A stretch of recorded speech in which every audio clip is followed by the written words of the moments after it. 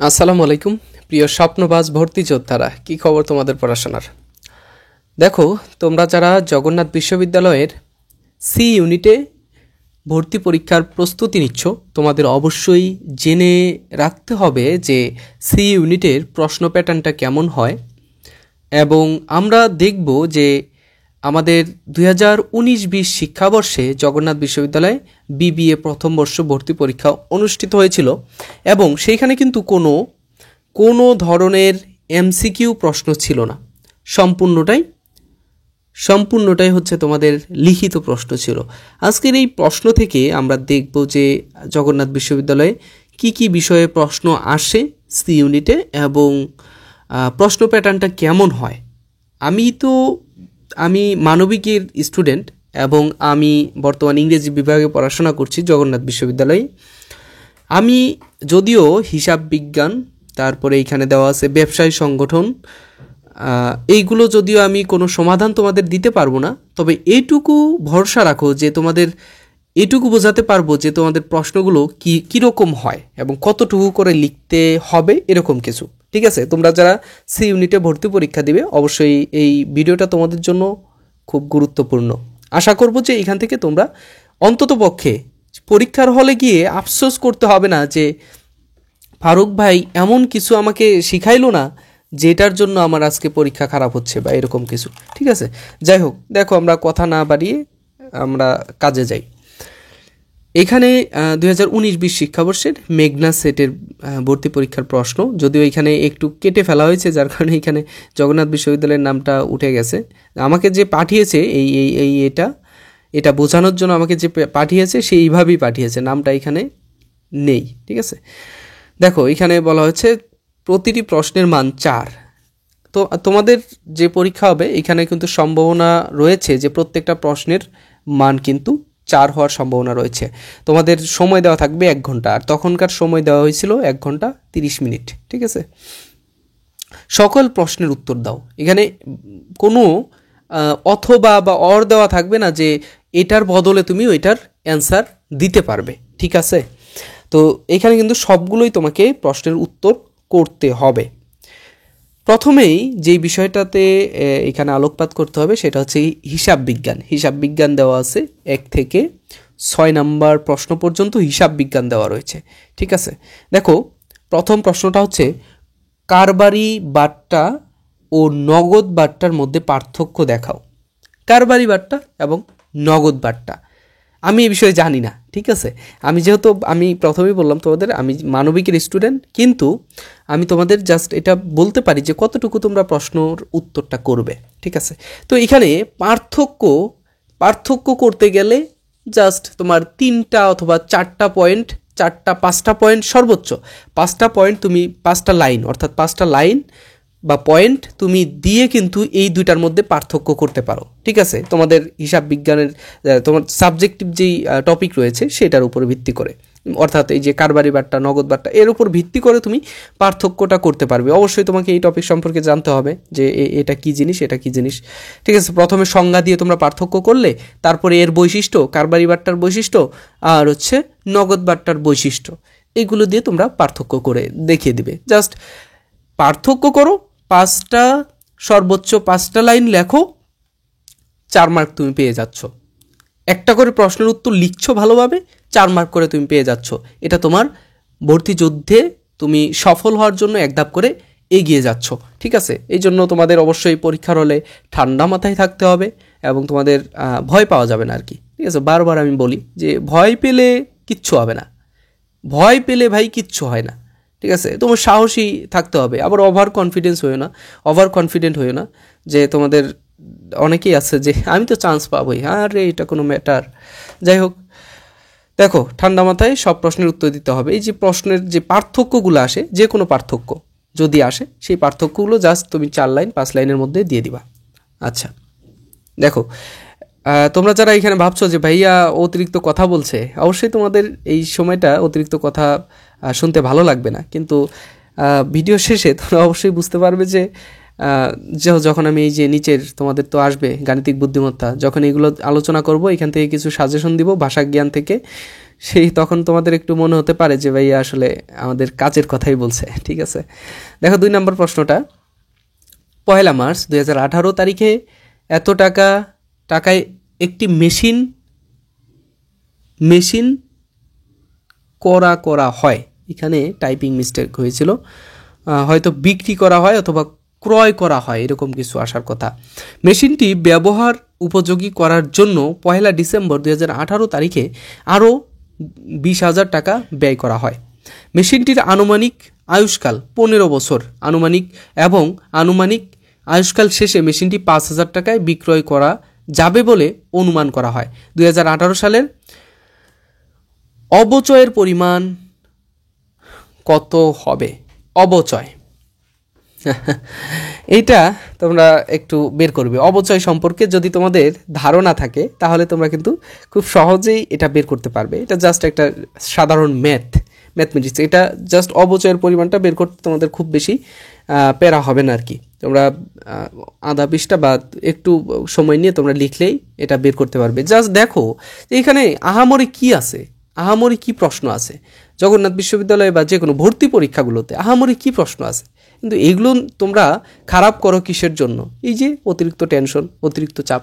High রে high, আমার কি হয়ে গেল, আমি এই টপিক শেষ করলাম না, আমার কি হয়ে গেল। জাস্ট এগুলো চিন্তা না করে জাস্ট তোমরা এখন টপিকটা নিয়ে সামনে বসো, একটু পড়ো এবং তোমরা সেই টপিক শেষ করে এর উপরে পরীক্ষা দাও। নিজে না দেখে সবগুলো উত্তর করার চেষ্টা করো।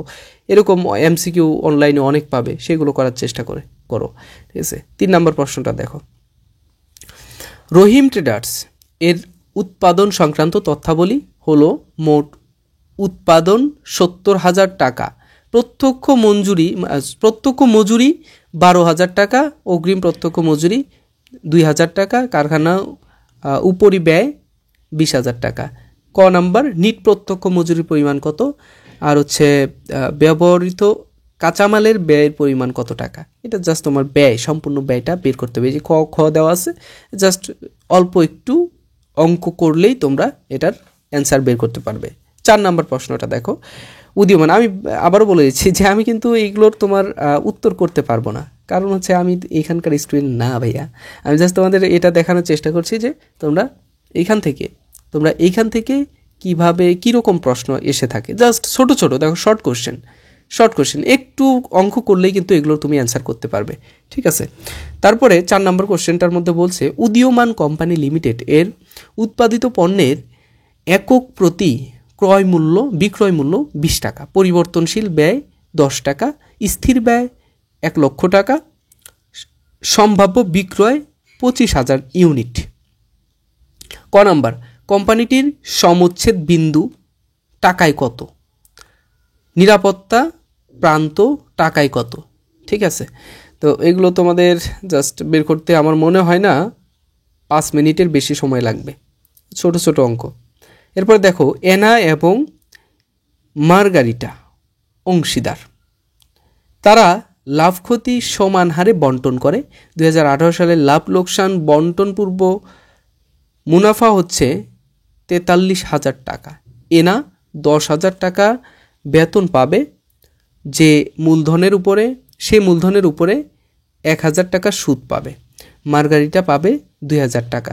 ব্যবসা হতে এনা এবং মার্গারিটা মোট কত আয় করে? এই যে আয়টা এখানে বের করতে হবে। 3 নম্বর প্রশ্নে দেখলাম যে সম্পূর্ণ ব্যয় বের করতে হবে, আর এইখানে হচ্ছে তোমার আয়টা বের করতে হবে 5 নম্বর প্রশ্নে। ঠিক আছে, এদের মোট আয় কত, এনা এবং মার্গারিটার মোট আয় কত, এখান থেকে বের করতে হবে।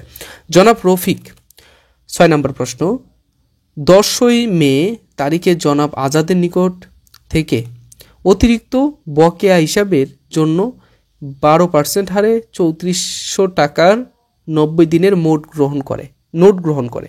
1 নম্বর প্রশ্ন হচ্ছে, এই নোটটির মেয়াদপূর্তির তারিখ কত? 2 নম্বর, মেয়াদপূর্তিতে এই নোটের জন্য জনাব রফিক কত টাকা পাবে? এইগুলো তোমাদের দেখো এখানে। আচ্ছা, এখানে একটা জিনিস মিস্টেক, যেটা হচ্ছে যে তোমাদের বর্তমান সিলেবাসে কি দেওয়া আছে, হিসাব বিজ্ঞান, তারপরে তোমাদের ব্যবসায়ী সংগঠন,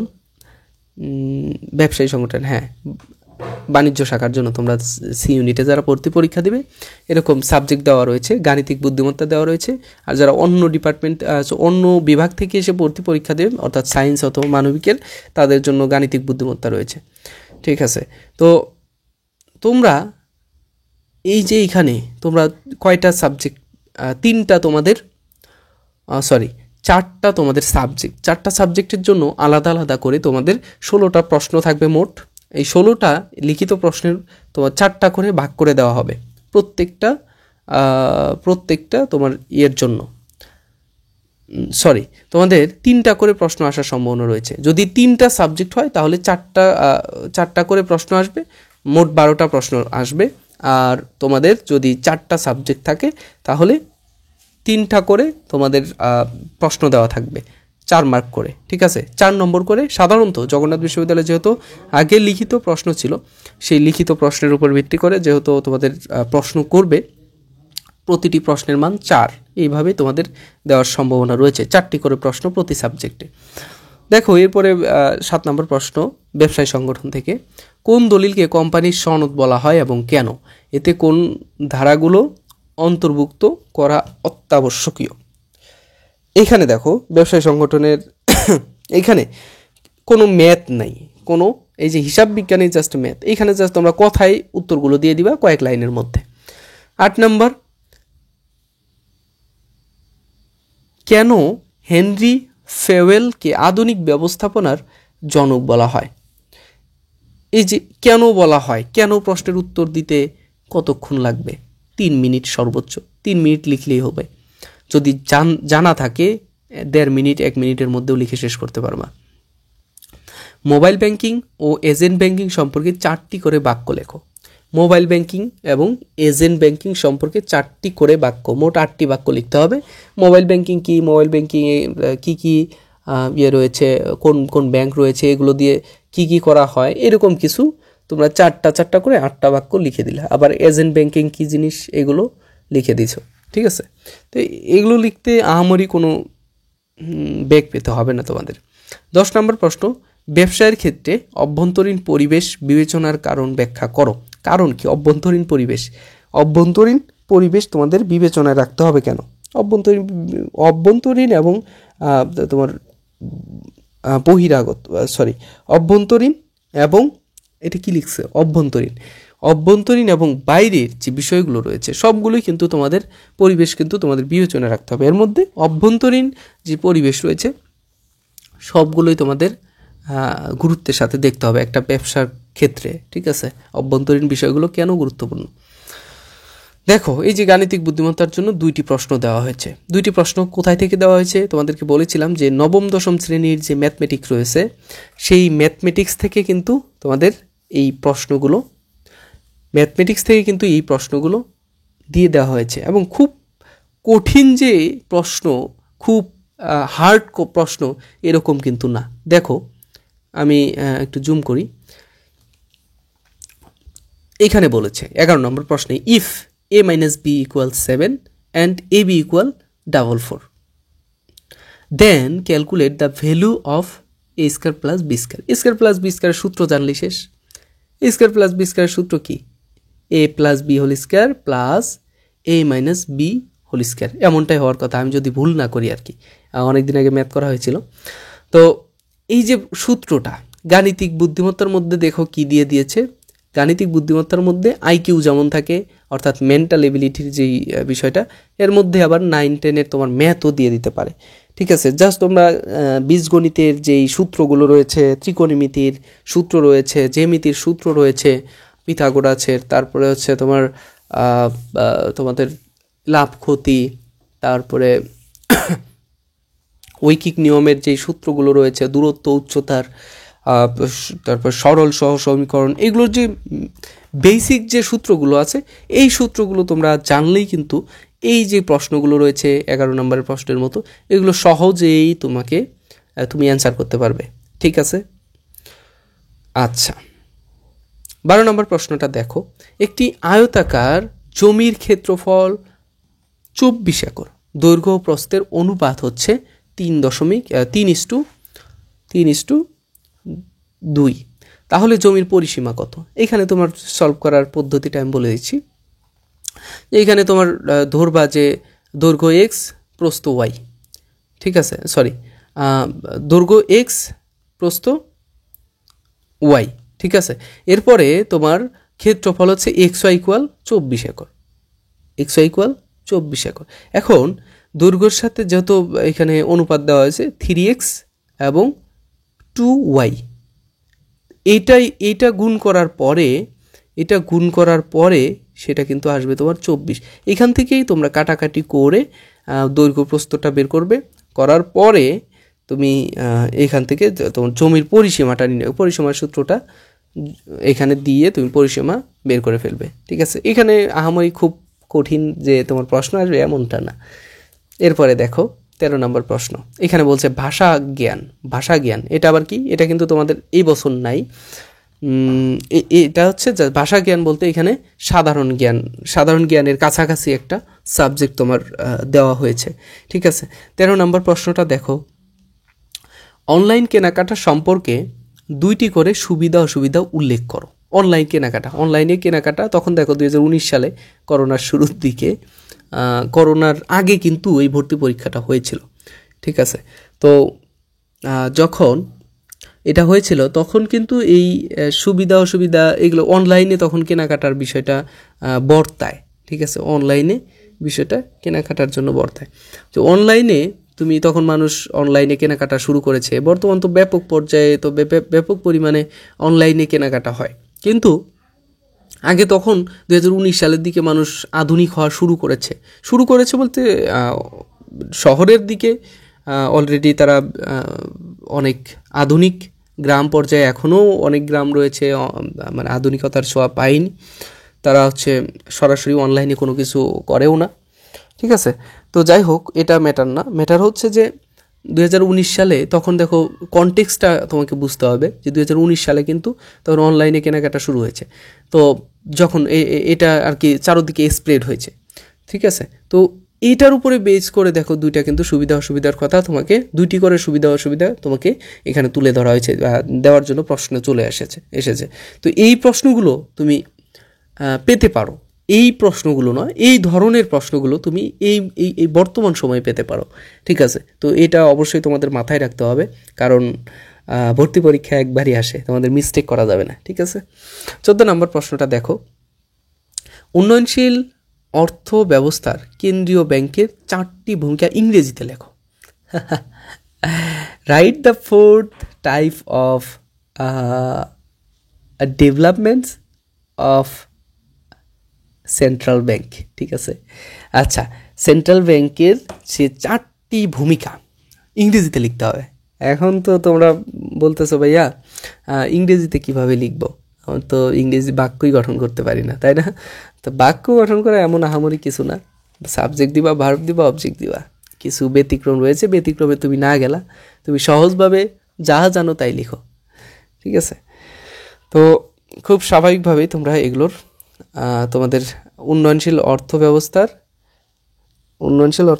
কেন্দ্রীয় ব্যাংকের ভূমিকা লেখো। কেন্দ্রীয় ব্যাংক কী করে? কেন্দ্রীয় ব্যাংক অন্যান্য ব্যাংকদের লোন দেয়, কেন্দ্রীয় ব্যাংক তোমার মুদ্রাস্ফীতি কমায়, কেন্দ্রীয় ব্যাংক তোমার নোট ছাপায়, কেন্দ্রীয় ব্যাংক তোমার অর্থনীতিকে সচল রাখে, ঠিক আছে। এই যে ভূমিকাগুলো, এইগুলো উপকারিতাগুলো তোমরা লিখে দিবা, ঠিক আছে। 15 নম্বর কোশ্চেনটাতে বলা হয়েছে আন্তর্জাতিক মাতৃভাষা দিবস এর গুরুত্ব ব্যাখ্যা করো। এই যে সাধারণ জ্ঞানের প্রশ্ন। সাধারণ জ্ঞান তোমরা ভাবতেছো সাধারণ জ্ঞান তো নাই ভাইয়া, এখন আমি এইখানে উত্তর করব কিভাবে? সাধারণ জ্ঞান নাই, কিন্তু এই যে সাধারণ জ্ঞান চলে এসেছে। 15 নম্বর প্রশ্ন, আন্তর্জাতিক মাতৃভাষা দিবস অর্থাৎ 21শে ফেব্রুয়ারি এর গুরুত্ব ব্যাখ্যা করো, ঠিক আছে। এটা হচ্ছে সাধারণ জ্ঞানের প্রশ্ন। এখানে কিন্তু কয়টা করে দিছে? 1 2 3 4 5 6টা করে প্রশ্ন দিছে। দেখো এখানে 6টা, এখানে 6টা, এখানে 6টা, মানে 3 6 18টা। 18টা প্রশ্নের মান হচ্ছে 4 করে যদি ধরি 72 মার্ক, ঠিক আছে। আচ্ছা, 16 নম্বর, পদ্মা সেতুর আর্থসামাজিক গুরুত্ব 4টি ব্যাখ্যা করো। এই যে তখনকার সময় দেখো, তখন পদ্মা সেতু কিন্তু তখন জাস্ট পরিকল্পনা করা হচ্ছে, পদ্মা সেতু, হ্যাঁ, পদ্মা সেতু, হ্যাঁ, সেই সময় পরিকল্পনা করা হচ্ছে বা শুরু করা হয়েছিল, কাজ চলছিল পদ্মা সেতুর। সেই সময়টাতে তোমার পদ্মা সেতুর গুরুত্ব এই বিষয়ে প্রশ্ন চলে এসেছে 19-20 শিক্ষাবর্ষে। তো বুঝছো বিষয়টা, যে সেখানে গাণিতিক বুদ্ধিমত্তার মধ্যে যেরকম সাধারণ জ্ঞানের মধ্যে যেরকমভাবেই প্রশ্ন আসুক না কেন, সেখানে কিন্তু সাম্প্রতিক বিষয়টা যুক্ত থাকবেই। ঠিক আছে, তোমরা যে কোনো ইউনিটে বি, ডি, সি, এই ইউনিটে তো নাই, তো এই ইউনিটগুলোতে যদি তোমরা, এবং ই ইউনিটে তোমরা, আগামীকালকে ই ইউনিটের পরীক্ষা, তো তোমরা যদি এই ইউনিটগুলোতে পরীক্ষা দাও, অবশ্যই তোমাকে সাম্প্রতিক বিষয়গুলো তোমাদের মাথায় রাখতে হবে। ঠিক আছে, আপডেট নিউজ তোমাদের সাথে রাখতে হবে। তোমরা ক্যাপসুল বইটা পড়তে পারো, আবার তোমরা সাম্প্রতিক ক্যাপসুল, তারপর হচ্ছে তোমার কারেন্ট অ্যাফেয়ার্স পড়তে পারো। আবার যারা তোমরা কোচিং সেন্টারে ভর্তি হয়েছো, তোমরা অবশ্যই তোমরা করবে, তোমাদের কোচিং সেন্টার অথবা তোমাদের যেই বড় ভাইয়ের কাছে পড়ো, তাদের কাছ থেকে অবশ্যই তোমরা সাম্প্রতিক বিষয়গুলোর জন্য শিট নিবে বা দিবে, যারা তাদের কাছ থেকে দেখবে। ঠিক আছে, জনসংখ্যা সম্পদ না দায়, সে সম্পর্কে তোমার মতামত উপস্থাপন করো। আচ্ছা, জনসংখ্যা সম্পদ নাকি দায়? এই জনসংখ্যা সম্পদ নাকি জাস্ট একটা ময়লা? তুমি এটা তোমার নিজস্ব মতামত দাও। জনসংখ্যা এবং জনসম্পদ, এই দুইটা জিনিস তুমি যদি জেনে রাখতে পারো, অবশ্যই তোমাকে এই প্রশ্নের উত্তর তোমার দেওয়া খুব বেশি কঠিন হবে না। জনসংখ্যা, জনসংখ্যাকে কিভাবে জনসম্পদে রূপান্তর করতে হয়, এই বিষয়গুলো তুমি এখানে তুলে ধরবা। জাস্ট 4-5 লাইন তুমি লিখে দিবা, মানে 4-5 সেন্টেন্স। ইন্টারনেট ব্যবহারের 2টি করে সুবিধা অসুবিধা ইংরেজিতে লেখো। এই যে দেখো, ফ্রি হ্যান্ড রাইটিংয়ের গুরুত্ব কতটুকু এখানে বলছে, যে ইংরেজিতে তোমাকে সুবিধা অসুবিধাগুলো লিখতে হবে। অবশ্যই তোমাকে জেনে রাখতে হবে কিভাবে সেন্টেন্স গঠন করা হয়, কিভাবে তুমি জাস্ট চিন্তা করলে অমনি লিখে ফেলছো। ঠিক আছে, যাই হোক, তো এইভাবে কিন্তু ভর্তি পরীক্ষার প্রশ্নগুলো এসে থাকে। তোমরা ইংরেজির রিটেন বিষয়ে তোমরা জানতে চেয়েছো। আমি যদিও তোমাদের ইংলিশ রিটেনের টপিকগুলো দিয়ে দিয়েছি, এবং প্রত্যেকটা টপিকের উপরে ক্লাস করানোর চেষ্টা করেছি। তোমাদের 8টা যে টপিক দিয়েছিল, এর মধ্যে 6টা টপিকের উপরে ক্লাস নিয়েছি। তোমরা প্লেলিস্টে, আমার চ্যানেলের প্লেলিস্টে গেলে অবশ্যই তোমরা পাবে। আর তোমাদের ইংরেজি, সাধারণ জ্ঞান, বাংলা, তারপরে তোমাদের গাণিতিক বুদ্ধিমত্তা, সবগুলো নিয়ে কিন্তু আমি ফারুক আহমেদ তোমাদের সাথে যুক্ত হওয়ার সবসময় চেষ্টা করি। যদিও বিভিন্ন ব্যারিয়ারের কারণে আমি তোমাদের সামনে আসতে পারি না, শারীরিক অসুস্থতা, আবার তোমাদের বিভিন্ন আমার একাডেমিক কার্যক্রম, সব কিছু নিয়ে কিন্তু তোমাদের একটু ব্যস্ত থাকতে হয়, যার কারণে তোমাদের সামনে আসা হয় না। তো তোমরা একটু আমার জন্য দোয়া করবে, খাস দিলে দোয়া করবে, যাতে তোমাদের জন্য কিছু করতে পারি, তোমাদেরকে জগন্নাথ বিশ্ববিদ্যালয়ের বারান্দা পর্যন্ত আনতে পারি, বারান্দা নয়, ক্লাসরুম পর্যন্ত আনতে পারি। এজন্য তোমাদের কাছে দোয়া প্রার্থী। তোমরা কমেন্টে জানাবে যে কোথাও যদি কোনো বুঝতে সমস্যা হয়, বা কোনো টপিক সম্পর্কে যদি তোমাদের আরও ক্লাস দরকার হয়, অবশ্যই তোমরা জানাবে। আমি সেই টপিকগুলোর উপরে ক্লাস করানোর চেষ্টা করব ইনশাল্লাহ।